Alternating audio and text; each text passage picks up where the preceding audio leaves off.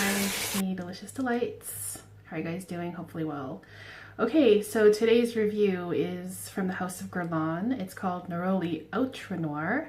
No idea if I'm pronouncing that right or not, but it is a part of the Art and Materials line. Relatively new release, very, very expensive. And before I get into this review, I just want to say as a disclaimer that I actually, while I was testing this fragrance, I got an allergic reaction to it. So maybe you can still see it, maybe not. It's been a while now, so it's died down, but just in this area right here, it's really, really red. It doesn't hurt or anything. It's not itchy or painful. There's just a rashy, reddish kind of spot there. So as I said, it doesn't really bother me, but just for people who have sensitive skin, maybe that's something to keep in mind if you're looking into testing this fragrance. So let's get into the review of this fragrance. In the opening of this fragrance, I was quite surprised actually. The neroli in this fragrance is sharp and fresh, but at the same time, I also got a note of black licorice, and I don't believe that's in the notes, but I do smell it on my skin. So having that sharp, fresh, bright neroli along with dark, rubbery black licorice is quite a contrast, and putting them together is very, very interesting. Along with that, you also get hints of herbal and green notes as well. All of that jumbled together to me was kind of too much to handle just from the opening. There's a lot going on. I can still appreciate it because it does smell good, but it just kind of felt like too much for me to handle at one time. So that was the opening. In the mid of this fragrance, things changed dramatically. This fragrance started going more on the dark side, so it got darker, heavier, warmer on my skin, and there also were some very nice spicy notes that appeared. It smelled like cinnamon, nutmeg, pepper, that kind of thing. And to be honest, the spice in here almost made it like borderline edible, which was very, very unexpected. Along with these spicy notes in the mid, I also got some dark earthy notes, which was weird. Really, really weird, that contrast between neroli again and now with different spices and also earthy and herbal notes. Very, very interesting. I really like how unique this fragrance is up until this point.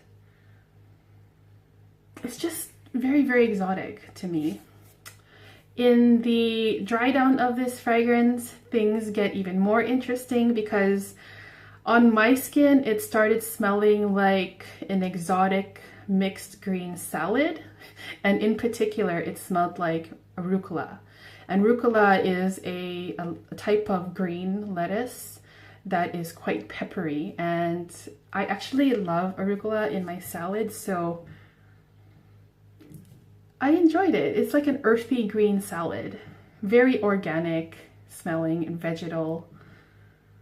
And really, really, really just interesting. The performance on my skin was really good. The longevity lasted very, very well. Even after my bath, I could still smell it on my skin. However, projection was lacking, only projected for like 45 minutes to be honest. So it's kind of a skin scent, more intimate scent. But if you don't mind just wearing it for yourself, I think it would be a great option for you. All in all, this fragrance is a fresh neroli scent that comes off a little bit soapy in the opening.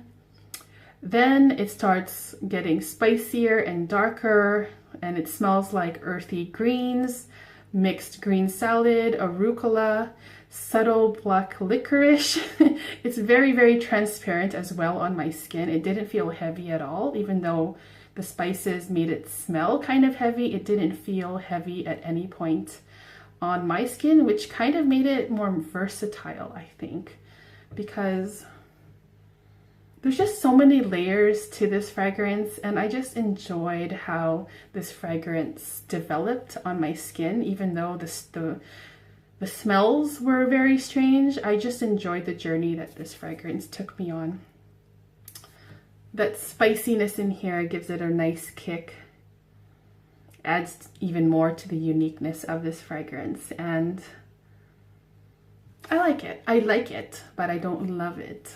Would I buy it? Probably not. I think I would more quickly buy the Tonka Imperial or the Spiritus Double Vanille first. I would buy those first. Neroli Outrenoir, probably not, because, you know, I did say this fragrance is very, very interesting, but I can honestly say that this fragrance truly is not for me, even though I can appreciate this fragrance for what it is. Its uniqueness, its contrast between fresh and dark at the same time. It was a really fun fragrance to test, but I don't think it would be for me. It's a very interesting take on Neroli. If you are a Neroli fan, it's definitely something to test. And to me, it's basically just a dark Neroli fragrance with a twist. And that's all I'm going to say about this fragrance. So if you guys have tried this, please let me know in the comments what you think about it. I'd really love to know, and I'll see you guys next time with another video. See you guys. Bye.